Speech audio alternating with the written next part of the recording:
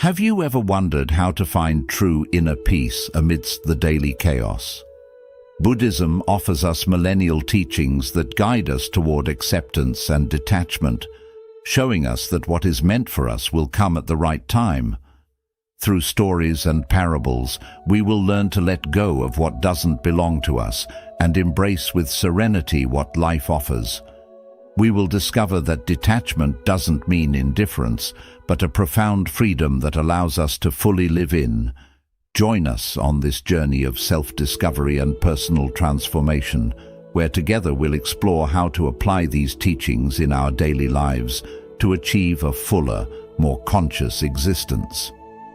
The Art of Detachment, Freeing the Soul.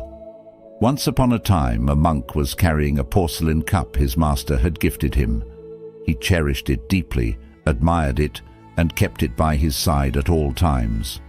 One day the cup fell to the floor and shattered into 1,000 pieces. The monk felt an emptiness in his chest, but his master calmly said, "That cup was already broken from the beginning." Detachment is not indifference or resignation. It's understanding that nothing in this world is permanent. How many times do we cling to things, people, or situations, fearing to lose them? We hold on to relationships that no longer serve us, expectations that only bring frustration, and memories that keep us chained. We believe that if we let go, we lose. But in truth, letting go sets us free. Buddhism teaches us that suffering arises from attachment. We cling because we seek security in a constantly changing world. But true security is not found in the external world, but in our ability to accept impermanence. When we understand this, we stop seeing loss as tragic and start living with lightness. Think of it this way: the river doesn't cling to the water that flows, it simply follows its course. We too can learn to flow with life rather than resist its changes.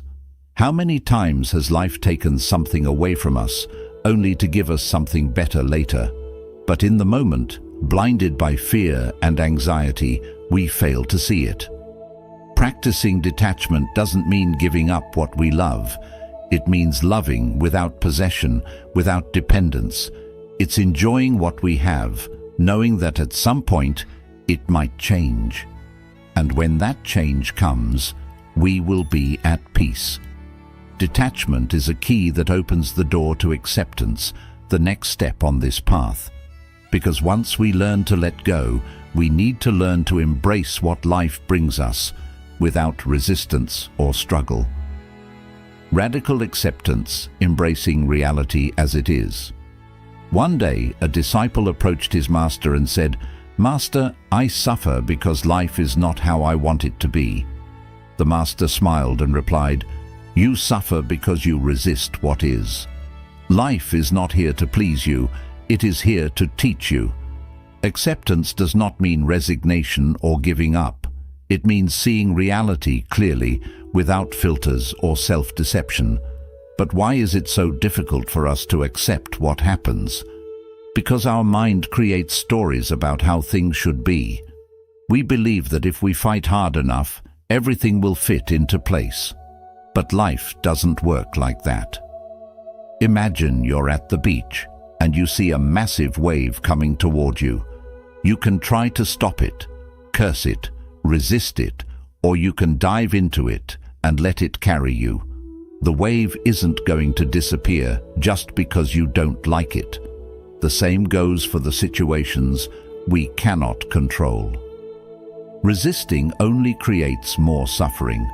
Accepting life as it is does not mean we should resign ourselves to what hurts us or harms us. It doesn't mean we stop fighting for what we want. It simply means recognizing what is, without denying it or dramatizing it. Once we accept, we can decide more clearly what action to take. Think about the story of the archer. An expert archer can precisely calculate the trajectory of his arrow, but there are factors beyond his control. The wind, the humidity, the movement of the target. He can lament and become frustrated, or he can adjust his aim, adapt, and shoot again. In life, Many things are out of our control. Acceptance allows us to focus on what we can do. Sometimes we resist reality because we feel that acceptance means losing. But the opposite is true. Acceptance gives us power. It frees us from the weight of pointless struggle. It allows us to let go of what we cannot change and focus on what is within our grasp. The secret is in changing the question. Instead of asking, "Why is this happening to me?" we can ask, "What is this teaching me?" This simple shift in perspective changes everything. It allows us to find learning in what once seemed like only suffering. Acceptance also means embracing ourselves with our light and our shadows. Often our greatest struggle is with ourselves, our mistakes, our imperfections, our past decisions. But punishing ourselves doesn't help. It is only when we accept ourselves that we can truly transform. The monk who broke his cup understood that everything was meant to be as it was, and in that understanding he found peace. We too can do the same. When we stop resisting what is inevitable, we find deep tranquility, and it is in that tranquility where trust is born. Trust that what is meant for us will come, and what is not will go. In the next chapter, we will explore Buddhist stories that help us understand how life always gives us what we need, even when we don't understand it at the time. Buddhist stories about fate and trust in life. An old monk lived in a remote village. One day, a beautiful wild horse appeared in his garden. The villagers, amazed, said, "What luck you have! A horse like this is a great treasure." The monk calmly responded, "Luck or misfortune, who knows?" Soon after, the monk's son tried to tame the horse but fell and broke his leg. The villagers exclaimed, "What misfortune! Now your son can't work." The monk, with the same serenity, replied, "Luck or misfortune, who knows?" Weeks later, a war broke out, and all the young men in the village were drafted, except for the monk's son, who couldn't go because of his injury. The villagers once again said, "What luck you have!" And the monk, unfazed, replied, "Luck or misfortune, who knows?" This story teaches us something powerful. Life follows its course beyond our limited perception of the present. Many times we rush to judge what happens to us as good or bad, not realizing that every event is connected to something bigger that we cannot yet see. How often has something that seemed like misfortune eventually led us to a better place? Perhaps you lost a job and thought it was the end, but that loss led you to find something you're passionate about. Maybe a relationship ended and you suffered, but later you realized it was the best thing that could have happened. Life is wise, and when we trust its process, we stop suffering over what we don't understand in the moment. Buddhist teachers tell us that the universe doesn't take anything from us without a reason. What leaves, leaves because its cycle has ended. What comes, comes because we are ready to receive it. But to understand this, we need patience and an open mind. Another Buddhist story speaks of a man who was walking and saw a butterfly struggling to break free from its cocoon. With good intentions, the man decided to help and gently opened the cocoon.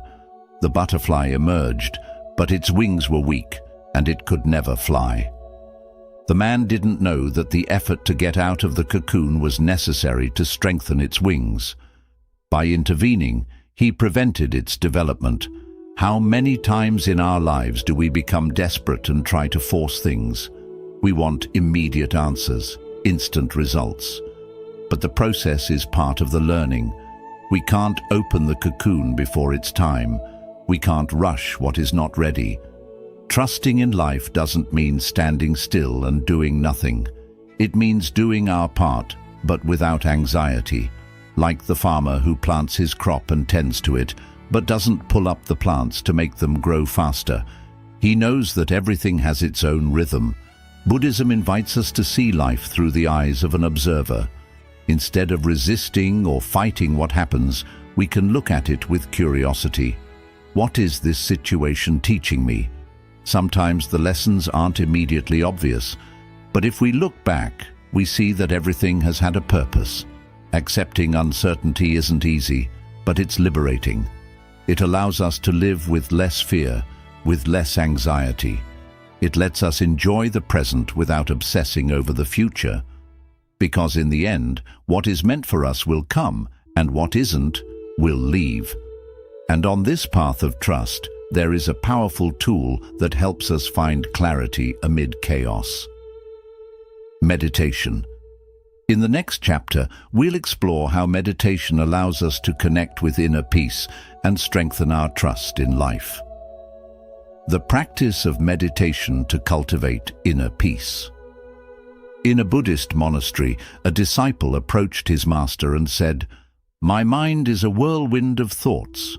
I try to find peace, but the more I try, the more restless I become." The master smiled and asked him to take a glass of water with dirt in it and shake it. "Now wait," the master said. Gradually, the dirt settled at the bottom and the water became clear. "This is the mind," explained the master. "If you allow it to calm, clarity comes by itself." Meditation is one of Buddhism's most powerful tools for training the mind and finding inner peace. It's not about clearing the mind or escaping from problems. It's about observing without judgment, allowing thoughts to flow without clinging to them. We live in a world filled with constant stimuli, notifications, social media, news, worries. Our minds are always busy, but when we meditate, we give the mind a break. It's like turning off the external noise to listen to what truly matters. The benefits of meditation are supported by science. It reduces stress, improves concentration, strengthens the immune system, and most importantly, helps us develop a healthier relationship with our thoughts and emotions. But beyond the benefits, meditation teaches us something fundamental: impermanence. When we close our eyes and observe our breath, we realize that everything is temporary. A thought appears and disappears. An emotion arises and fades. This helps us understand that nothing in life is permanent. Not pain, not sadness, not anxiety. Everything flows. Many people say they can't meditate because their minds won't stop. But the mind doesn't need to stop. Meditation isn't about stopping thoughts.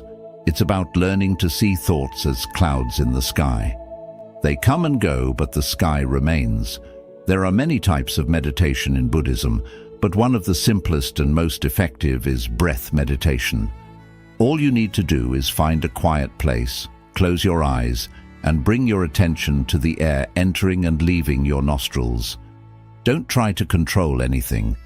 Just observe. If your mind wanders, gently bring it back to your breath. There's no need to force anything. Another powerful practice is the meditation of gratitude. Every day, take a few minutes to reflect on the things you're thankful for. This shifts your perspective and helps you focus on the positive instead of what's missing. There's also the letting go meditation. If there's something weighing on you, imagine holding it in your hands.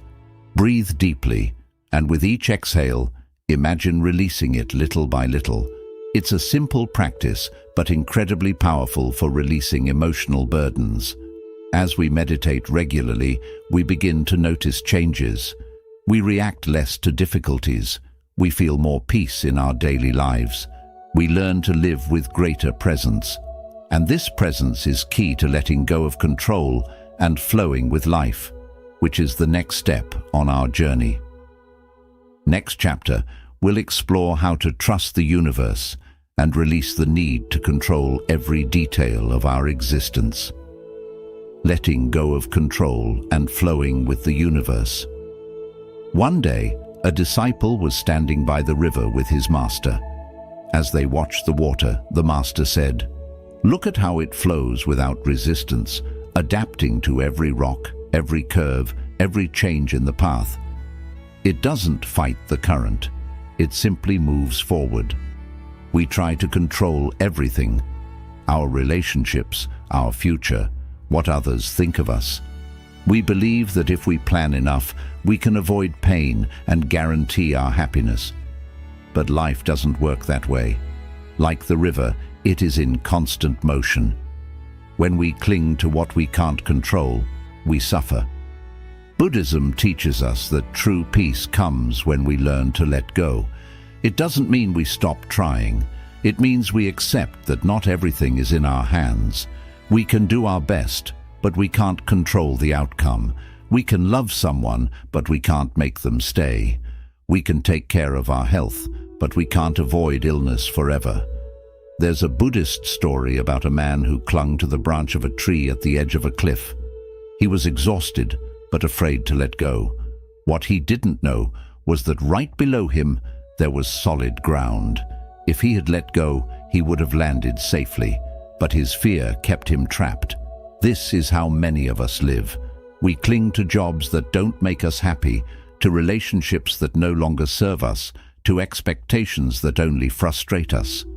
We're afraid to let go because we think we'll fall, but in reality, letting go is often what saves us. But how do we learn to let go of control? First, by accepting that uncertainty is a part of life. There are no absolute guarantees. The problem isn't the uncertainty, it's our resistance to it. Instead of viewing the future with fear, we can view it with curiosity. What opportunities will life bring me? It also helps to remember that many times what we think is a problem is actually a doorway. There are people who lost their jobs and found their true calling, relationships that ended only to make room for something better. Everything is connected in ways we can't always see in the moment. Another way to practice detachment is to stop identifying with the outcomes. We do things because we enjoy them, not just because we expect a reward. Like a painter who paints without worrying about whether or not the painting will sell. Like a child who plays without thinking about winning. When we act from this place, life becomes lighter. Meditation is key here as well. It helps us observe our fears without being swept away by them. It allows us to clearly see what we can and cannot change. Letting go of control doesn't mean we leave everything to chance. It means we trust that whatever happens, we can handle it. It means we stop resisting and start flowing with life. And when we flow, something beautiful happens. We begin to feel more compassion, not just for others, but for ourselves.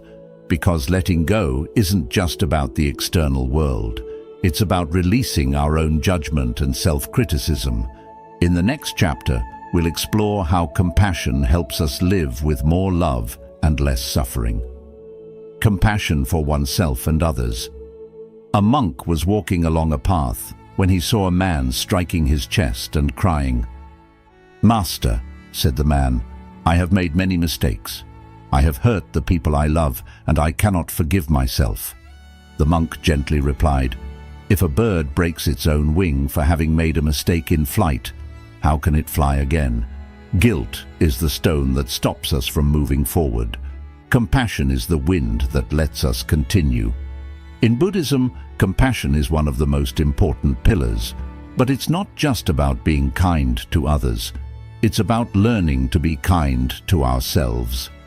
Too often, we are our own worst critics. We punish ourselves for past mistakes, demand perfection from ourselves, and speak to ourselves harshly. We say things to ourselves that we would never say to someone we love. But what good does that harshness do? Does it help us improve? The truth is, it doesn't. Self-compassion is not an excuse to avoid growth. It is the foundation that allows us to change without fear. A tree doesn't grow stronger by being struck, but by being watered with patience. There is a Buddhist practice called metta bhavana, or loving kindness meditation. It involves repeating compassionate phrases, first towards ourselves and then towards others. It begins with something as simple as, "May I be well, may I be happy, may I live in peace." At first, it may feel strange. Many people find it difficult to wish happiness for themselves because they feel they don't deserve it. But the reality is, only when we learn to treat ourselves with love can we offer true love to others. Compassion also means understanding that we are all on a journey of learning. No one is born knowing how to live. We all make mistakes, make poor decisions, and react in ways we later regret. But if we continue to punish ourselves for the past, we can never move forward. Now, compassion doesn't mean justifying what harms us. If someone treats us badly, it doesn't mean we have to accept their behavior. We can be compassionate without allowing ourselves to be hurt. The difference is that instead of reacting with hatred, we respond with understanding. Not because the other person deserves it, but because we deserve peace. There is a Buddhist story about a man carrying a sack of stones on his back. He was exhausted, but he kept walking without letting go of the sack. A monk saw him and asked, "Why are you carrying that weight?" The man answered, "These stones are my grudges and resentments." The monk replied, "Let them go. You don't need to carry them to continue on your path. This is how many of us live, holding on to anger, resentment, and the wounds of the past. We think that by holding on to grudges, we punish the person who hurt us, but in reality, we only punish ourselves. Letting go of resentment doesn't mean forgetting, but freeing ourselves from the weight that prevents us from moving forward. A Buddhist master once said, "If you hold a burning coal with the intention of throwing it at someone, you are the one who gets burned first." Anger and hatred destroy us more than they ever affect the person we direct them towards. But how do we cultivate compassion when we've been hurt? First, by understanding that everyone acts from their level of awareness. Someone who harms others is probably suffering in some way themselves. This doesn't justify their actions, but it helps us not to take them too personally. Next, we allow ourselves permission to heal. We don't need to carry the pain forever. We can decide to close that chapter and keep moving forward. And then, we remind ourselves that compassion is not weakness, it is true strength. It takes more courage to forgive than to hold on to anger. It takes more strength to release than to cling to what hurts us. When we grow compassion, our lives begin to change. We stop reacting with fear and begin to act with love. We become more patient, more understanding, and lighter at heart. This compassion not only transforms our relationship with ourselves and others, but also allows us to live with more peace and harmony in the world. It is a key part of the journey to inner peace. In the next section, we'll see how we can bring these teachings into our daily lives to live with more wisdom and fulfillment. Bringing Buddhist teachings into daily life. One day, a monk and his student were walking through the forest. The student, feeling uneasy, asked, "Master, how long will it take me to reach enlightenment?" The master replied, "If you walk in a hurry, it will take much longer. If you walk with patience, it will come sooner than you expect." This is the great secret of Buddhism. Real change doesn't happen overnight. It's not about reading a book, watching a video, or quickly grasping an idea. It's about putting what we've learned into practice, little by little, each day. Because it makes no sense to know that attachment causes suffering if we still cling to it out of fear. And there's no value in understanding acceptance if we keep resisting what life brings us. So how do we practice these teachings in daily life? How do we turn Buddhism from just a beautiful idea into a way of living? The first step is to practice detachment. This doesn't mean giving up everything or cutting off emotional bonds. It means learning to value without trying to possess. When something good enters your life, welcome it with gratitude, but without the fear of losing it. When something leaves, allow yourself to feel the pain, but without clinging to it. Ask yourself, Am I holding on out of love or out of fear? The answer will guide you on whether it's time to let go. Second, practice radical acceptance. Start each day by asking, what can I accept today? It might be a difficult situation at work, a conflict with someone, or even a flaw within yourself. Acceptance doesn't mean giving up. It means ending the struggle against what already exists. Only when we accept clearly can we act wisely. Third, trust in life. Whenever things don't go as planned, remember the story of the monk's horse. Don't rush to label events as good or bad. Instead, ask yourself, what lesson is this bringing me? With time, you'll see that everything carries a purpose. Fourth, make meditation part of your day. It doesn't need to be long or complicated. Just a few minutes of mindful breathing can make a big difference. If you spend even 5 minutes each day watching your breath, your mind will slowly grow calmer. Don't expect instant results, but over time you'll see that you react less and understand more. Fifth, release the need to control. Do your best, but don't obsess over the result, like an archer who lets the arrow fly without worrying about the target. If things don't go as planned, instead of getting upset, ask yourself, how can I flow with this? Remember, the most beautiful things in life aren't always planned. They often arrive when we stay open to them. Sixth, show compassion in every action. You don't need big gestures to practice compassion. A simple act of kindness, a gentle word, or even a smile can brighten someone's day. But most of all, be kind to yourself. Rather than judging yourself for every mistake, talk to yourself the way you would to a close friend. Life is a journey that never stands still.